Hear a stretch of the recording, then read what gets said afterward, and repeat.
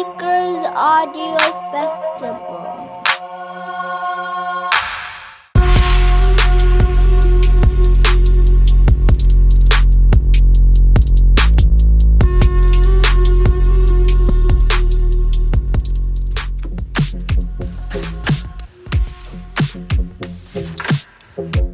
Don't be scared of the asylum seeker title. Own it. We didn't want this conference to be any other conference whereby we've got people theorizing about other people's lives. We wanted the people that don't have the opportunity to relate their or to narrate their own stories to be able to have that platform. We need to look after each other and just be there for one another and just don't let your dreams go by. We all have dreams and just to pursue them regardless of the situation, and people should not let the system define who they are.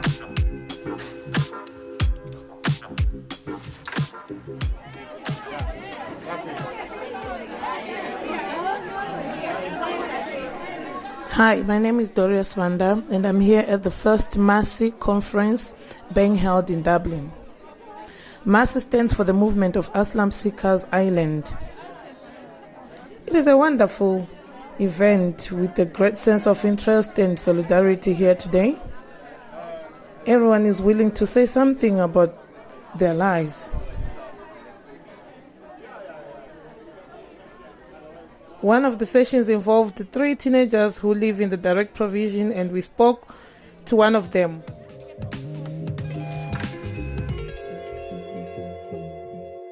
My name is Sarah Al-Bapani.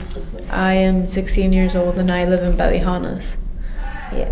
I'm originally from Yemen. I live in a camp in a centre in Ballyhonus. It's called the Old Convent.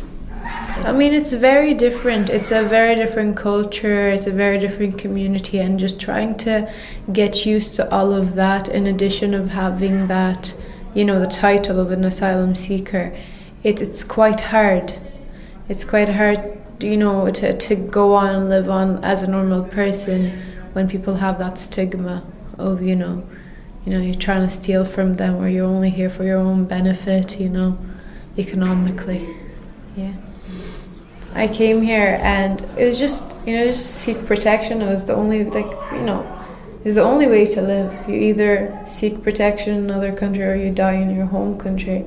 So we chose to live. My mom wanted us to survive. My mom wanted us to learn. My mom wanted us to have a proper education and a proper future where we're able to not fear for our lives every single day, So it was the only really way of living. It's to escape from the war. I mean, it's difficult. People don't want to mix with you and at first people, they don't want to mix with you that much. They're friendly enough, as in saying, hi, how are you, I'm this, introducing themselves, but you never fit in anywhere unless you're with other asylum seekers. People that went to my school. Thankfully, I had a few people that lived in the center that were in my year, so it kind of made things a little bit easier. But yeah, it's kind of hard to try to make solid friendships when, people in your school are not very inviting. Yeah, but people are they're really nice and they try their best, but it's just, something within them that kind of stops them.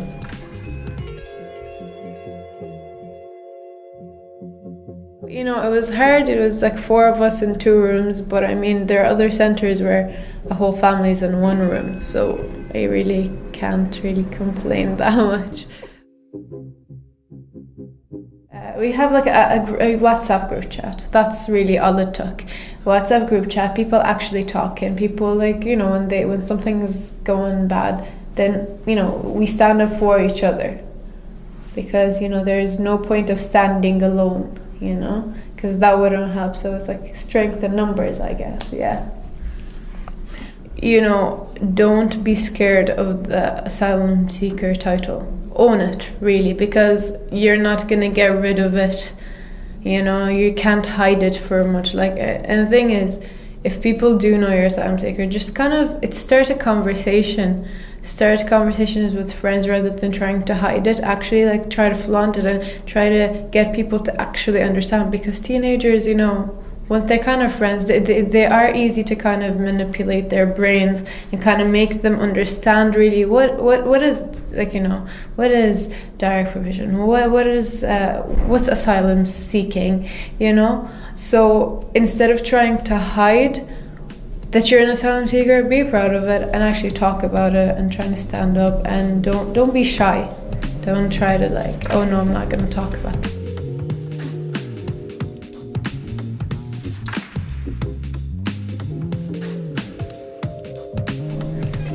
I actually want to be a forensic scientist, forensic science technician. So hopefully I'll get the course and I'll graduate from it and get a good job, you know. So hopefully that works out.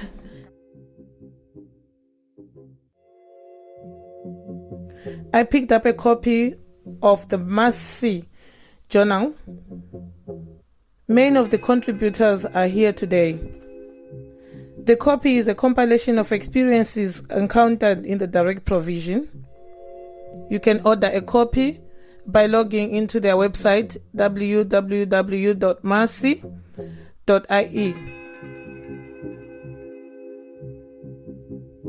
I caught up with Nkambule, one of the co-founders of MASI, and asked him how the conference was going. It was a great day, really, even better than what we expected it to be. When you see the people turning up for the event like this, coming from all over, and if you look into the program and the way that we managed to, the way it was structured and delivered, I think it's credit to everybody that stuck to their roles, you know, and more importantly, also the messages that were delivered here today by various people with experience of being in direct provision. That is the key today in our conference. We didn't want this conference to be any other conference whereby we've got people theorizing about other people's lives. We wanted the people that don't have the opportunity to relate or to narrate their own stories to be able to have that platform. If you are here and you look into the kids session, firstly from the dance, because we designed that after lunch we'll have these kids because we saw them performing somewhere, and they are in direct provision in Monaghan. So we invited them here today, and we feeded them at the right time, because we always talk about children as parents, you know, and we felt that it is important that if the children can be able to be brave enough and tell their own stories in their own way, their experience, and I think it turned out even more than what we expected. I didn't expect them to deliver it in those messages the way that they've you know, in a most clear way, eloquently. All the three kids that were there, it's amazing that they can be able to let people know how they feel about growing up in direct provision.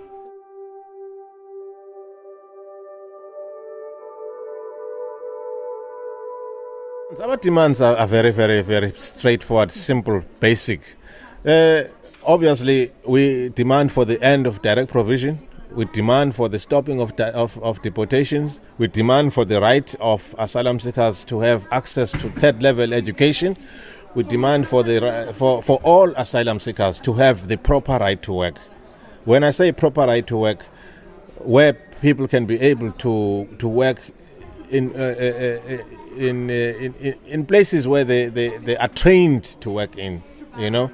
We demand that people must be able to use the skills that they have in the sectors that they want to go to, not to being forced to work on kind of hand-to-mouth kind of jobs, because and not this 6 month kind of thing. It's ridiculous. It's ridiculous, because 6 months no employer would want to have a long-term employment when you've got a permit for 6 months, you know. So that on its own is an indication how tokenitive this right to work is. Replace this useless justice card with the GNIB card, whereby a person can present that and get employment. Can have a driver's license. Open. It's a simple thing. They always talk with the Minister for Transport, the Minister for Justice. They talk, I don't know what they talk about. The problem with Irish government is that the will to do things for people that are not like them. That is where the problem is. Because if this problem was an Irish problem, they would have made an effort to make sure that people can pay. What is it that you lose by giving a person the right to drive? Yet the dispersal of the people is in areas whereby they can't even have access to public transport. You see, for instance, there are people that, yes, we have organized for people here to stay over, but there are people that have to go.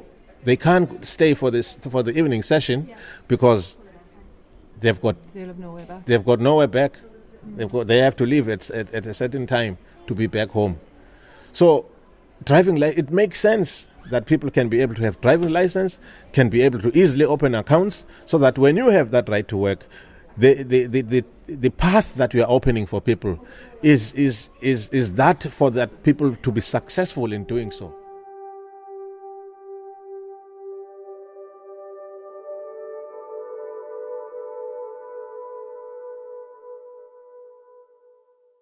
They don't have anything they've got nothing to lose by just making small little tweaks that doesn't cost them anything. Because what we are saying, when you give people these rights, you are then addressing the question of independency. People can be able to now find work, live wherever they can live, if they don't, like if that right to work is not 6 months. We say, for instance, it must be 12 months renewable, okay, and effective until a person really leaves the country. So, in other words, you are giving an opportunity for a person to be able to move on with their lives and not depending on the state, because direct provision now is the only alternative. I know they are saying that it's optional. It's nonsensical for senior officials to suggest that at this day and age, 20 years later, it's optional. When people are here, they cannot work for 9 months. All you are doing is promoting laziness, because it's dependency. Yeah. It's eat, sleep, and you get used to that. So we are saying, give the people the right to work immediately they come in the country, so that they can. There are two ways a person can go. It's either a person will go training or education, or a person will look for work and find work. Those are the things that are simple to do.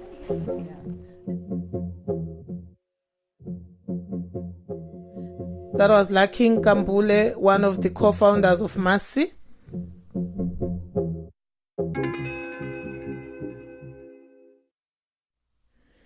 One of the panel discussions was chaired by Nomaxabiso Maye, a qualified social worker based in Cork. My name is Nomaxabiso Maye.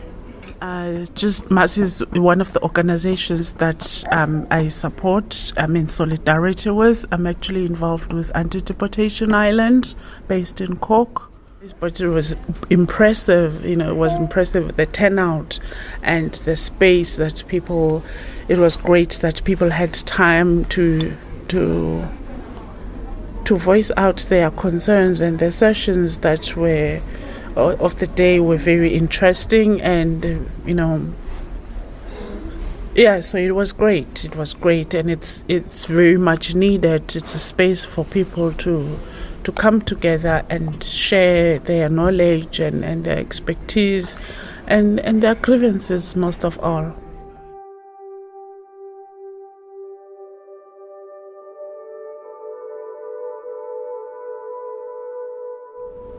just the fact that I didn't have autonomy over my life, and the boredom, just the boredom of not having anything to do and just watching my life going by.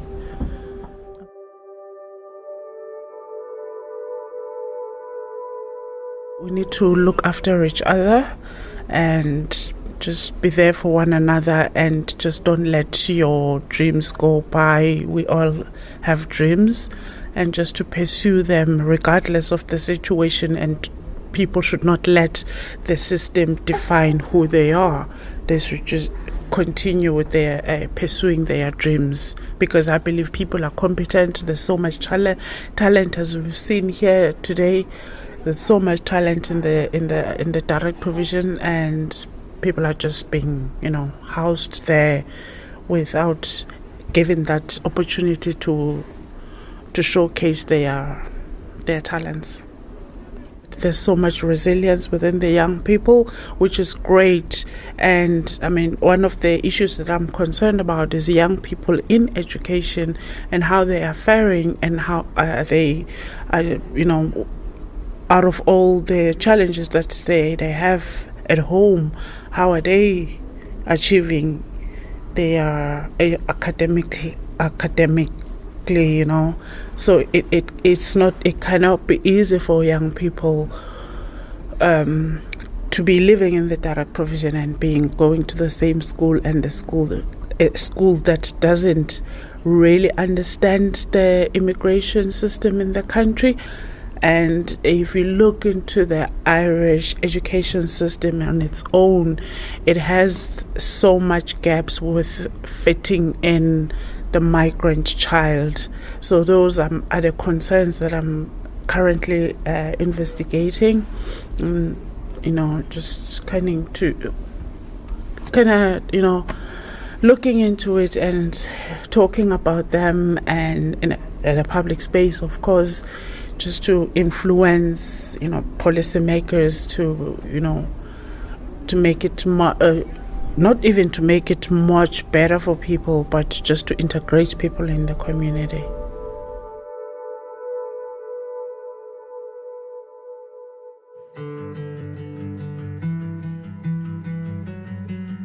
Finally, one of my colleagues, Dudu Fakudze, spoke to Vanessa Akinafei, originally from Trinidad, now living in County Wexford.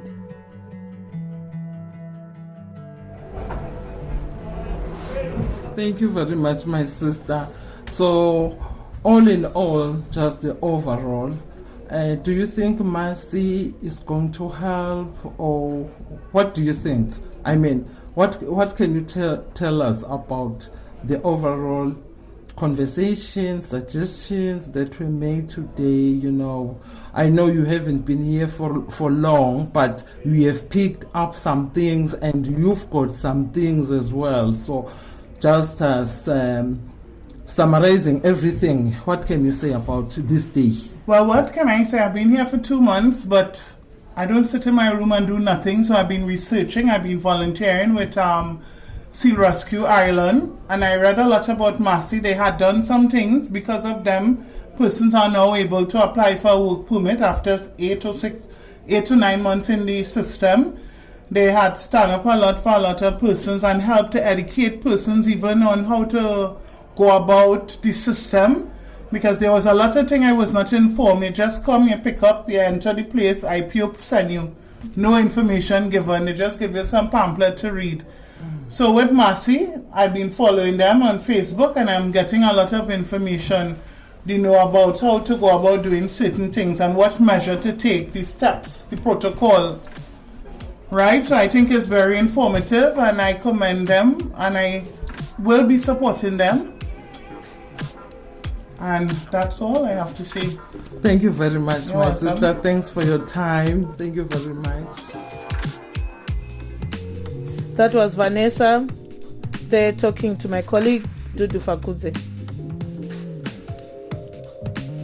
Vanessa is only 2 months in Ireland, but thanks to Mas for helping her with the information that she needed as trying to assist her in settling here in Ireland.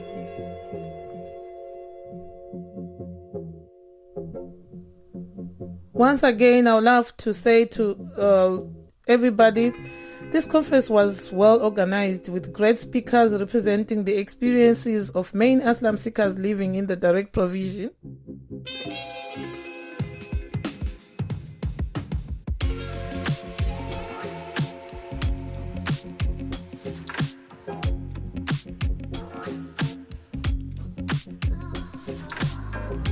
This program was edited and produced by Barbara Flood and myself, Doria Swanda, and it has been facilitated by Kathy O'Hare. For more details, visit www.soundseekers.com. Thanks for listening.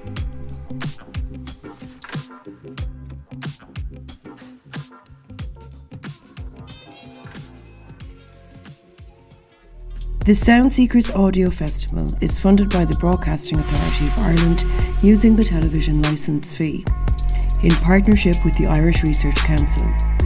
For further details, go to thesoundseekers.com.